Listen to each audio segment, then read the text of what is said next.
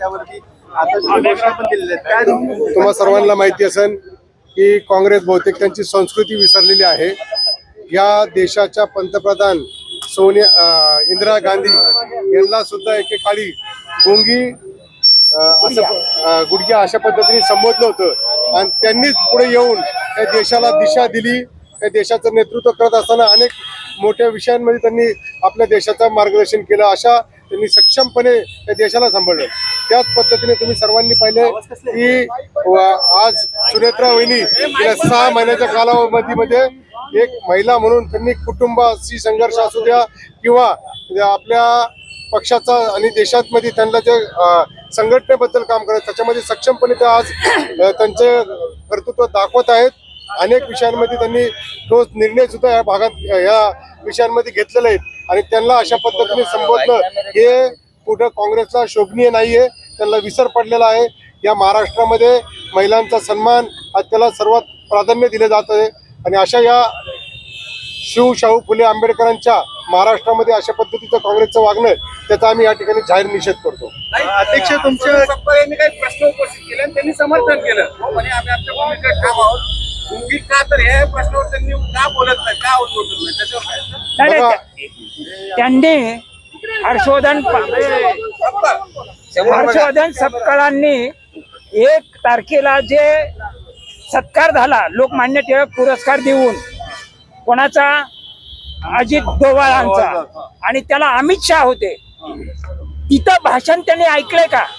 त्यांच्या कानामध्ये गेल्या 2-3 वर्षापासून मळ झालेला आहे. तो साफ करावा त्यांनी, म्हणजे त्यांना स्पष्ट ऐकायला येईल काय नेमकं आहे ते. हे त्यांनी शिकावं. काँग्रेसने काय मागणी आहे तुमची आता? काँग्रेसने काय? त्यांनी राजीनामा द्यावा, जाहीर माफी मागावी. त्यांच्या राजीनाम्याची मागणी माफी मागावी त्यांनी महिलांचा अपमान केलाय. त्यामुळे त्यांना नैतिक दृष्ट्या त्या पदावरती राहण्याचा त्यांना अधिकार नाही. अध्यक्ष जर पाहिलं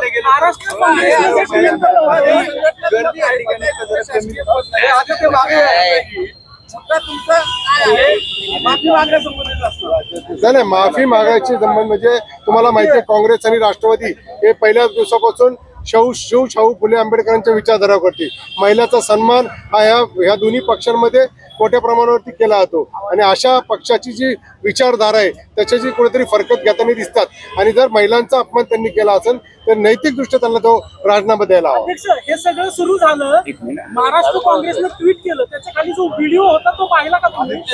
पत्रकार सुनेत्रा पवारांना त्या पालकमंत्री बीडच्या तिथल्या कायदा आणि सुव्यवस्थेबाबत प्रश्न विचारतायत तर त्या पत्रकाराला एका धनंजय मुंडे गप्प करतायत.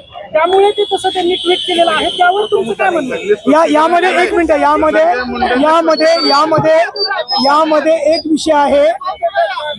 त्या दिवशी बीडमध्ये झालेल्या कार्यक्रमाचं वार्तांकन करण्यासाठीची पत्रकार परिषद होती. त्यामध्ये प्रश्न उत्तर अपेक्षित नव्हते. त्यामुळे कुणी वाईट वाटून घेण्याचं नक्की कारण नव्हतं. फक्त वार्तांकन होतं. काही भान विषयाचं आपण ठेवायला महत्वाचं. एक मी सांगतो तुम्हाला काँग्रेस एक मिनिट हे पहा काँग्रेस पक्षाच्या पोटात दुखायला लागले. एनडीएच्या माध्यमातून पहिल्यांदा एका महिलेला राज्याचं उपमुख्यमंत्री पद दिलंय. काँग्रेसची 50 वर्ष सत्ता होती. एका तरी महिलेचा मान सन्मान राखलाय का त्यांनी?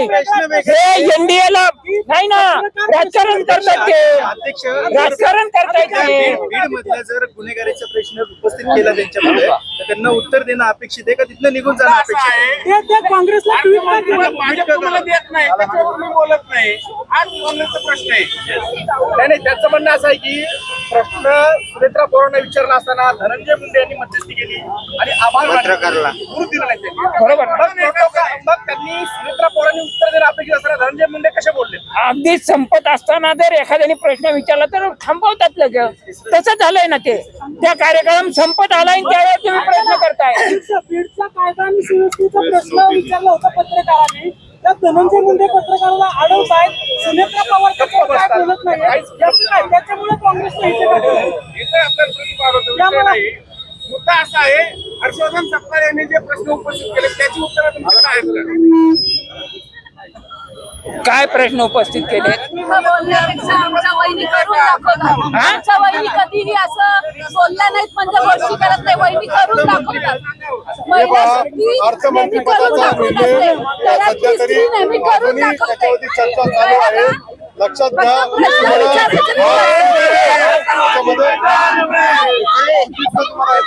राष्ट्रवादी